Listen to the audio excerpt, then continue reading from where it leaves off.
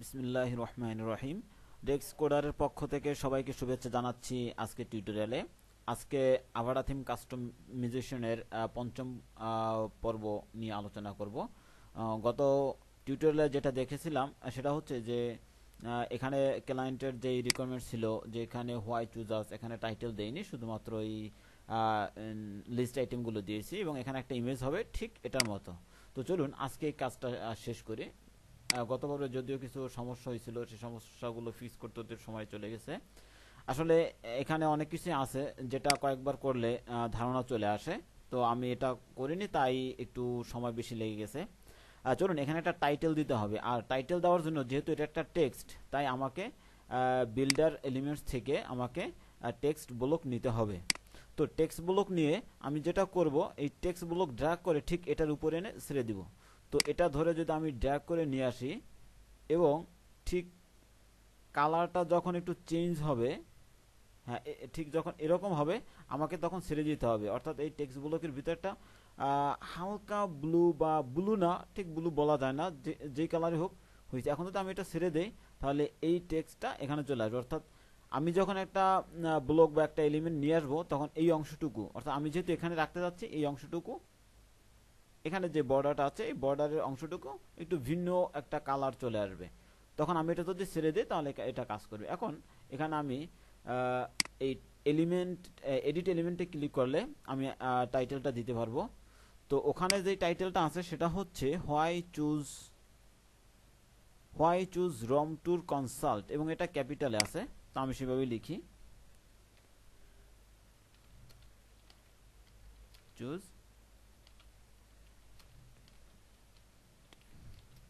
হ্যাঁ ঠিক এরকম, এবং এটা আমি ট্যাগ 1-এ দিয়ে দিই,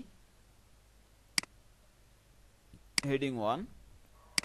আর এটা সেন্টারে আছে, আমি এটা সেন্টারেই করে দেই ঠিক এখান থেকে। আর এখানে আমি যেটা করব, টেক্সট ট্রান্সফর্ম আপার কেস করে দেব, সরি আমি স্মল লেটার করে নেই, টেক্সট ফর্ম আপার কেস। আর কালারটা একটু দেখে আসি, ব্ল্যাক। আচ্ছা কালার থাক, কালার ডিফল্টটা নিয়ে নিবে, সেভ এবং প্রিভিউ চেঞ্জেস। এরপরে এখানে একটা ইমেজ দিতে হবে, আর ইমেজের জন্য যেটা করব, আচ্ছা আউটপুটটা একটু দেখে আসি।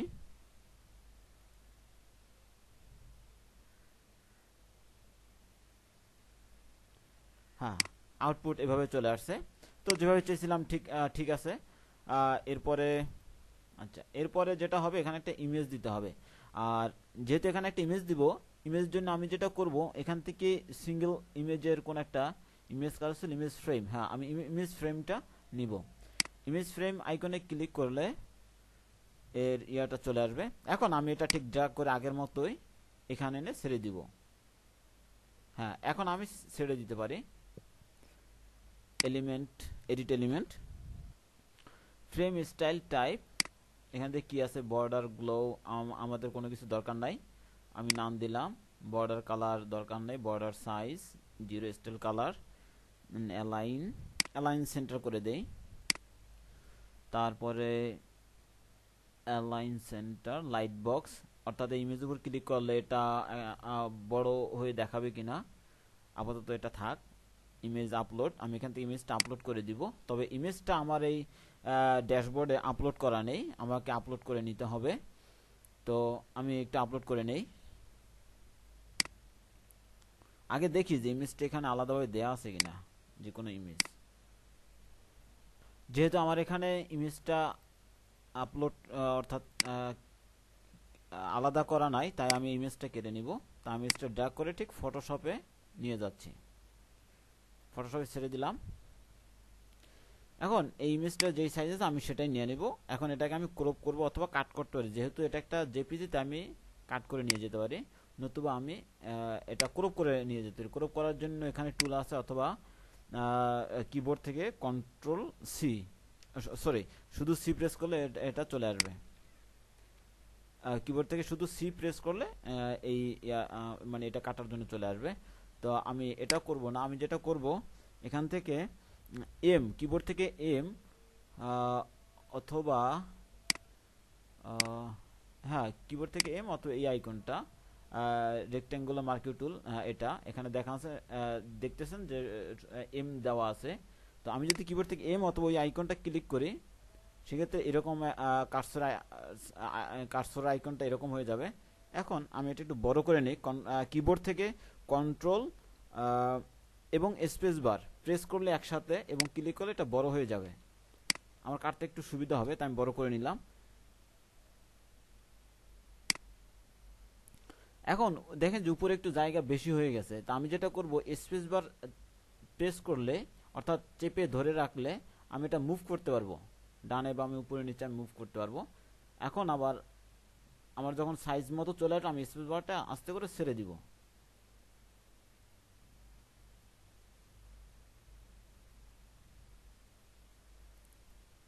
এখন কিবোর্ড থেকে কন্ট্রোল সি এবং কন্ট্রোল এন দিয়ে নতুন একটা নিয়ে আসবো, নিউ ট্যাব বা নিউ ডকুমেন্ট। এখন আমি আমার যেহেতু ক্লিপবোর্ডে এটা কপি করা আছে, এটার যে সাইজ আছে যে হাইট উইডথ আছে সে অনুযায়ী আমার এখানে একটা ডকুমেন্ট চলে আসছে। এখন আমি সরাসরি এটা ওকে দিয়ে দেবো অথবা কিবোর্ড থেকে এন্টার। এখন কন্ট্রোল ভি কিবোর্ড থেকে। আর এটা ওয়েবে সেভ করার জন্য ফাইল থেকে সেভ ফর ওয়েব অথবা অল্টার শিফট কন্ট্রোল এস, আমি সরাসরি অল্টার শিফট কন্ট্রোল এস দিয়ে আমি এটা ওয়েবের জন্য সেভ করি। জেপিজি ফরম্যাটে আছে সেভ। আমি ডেস্কটপে সেভ করলাম, আমি এটা লিখলাম রমটুর কনসাল্ট হাইফেন, আচ্ছা শুধু রমটুর কনসাল্টই থাক, সরি ডেস্কটপ, এরকম হচ্ছে কেন?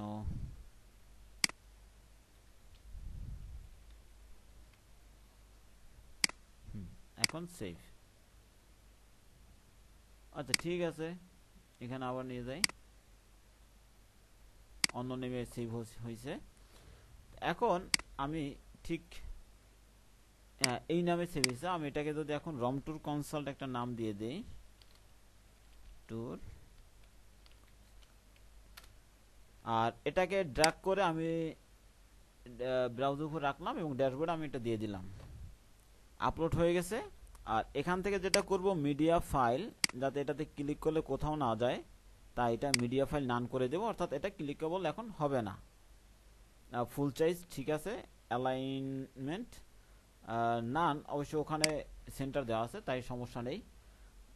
ইমেজ অল্টার টেক্সট, এখান থেকে ইমেজ অল্টার টেক্সট দিয়ে দেওয়া যেতে পারে, ইমেজে ক্লিক করলে কোন লিঙ্কে যাবে সেটা দিয়ে দিতে পারি।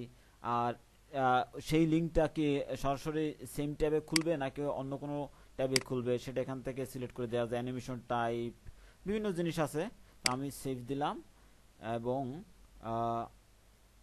প্রিভিউ চেঞ্জেস,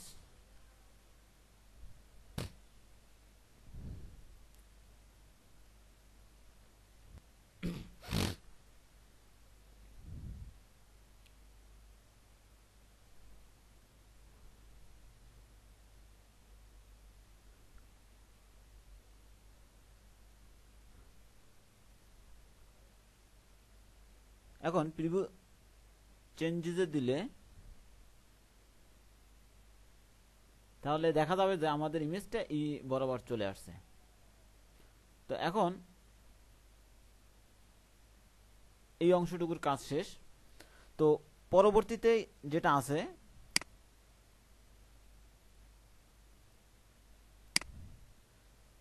সেটা একটু দেখে নেই, পরবর্তীতে কি নিয়ে কাজ করব। এখানে আরেকটা বাটন হবে, চুজ আস ফর একটা বাটন, তারপরে আরেকটা টেক্সট, নিচে একটা ক্যারোসেল। তো পরবর্তী টিউটোরিয়াল দেখবো যে এই কাজগুলো কিভাবে করা হয়। সবাইকে ধন্যবাদ ধৈর্য ধরে টিউটোরিয়ালটি দেখার জন্য। আমি মুনির মাহমুদ, সবাইকে গুড বাই জানাচ্ছি।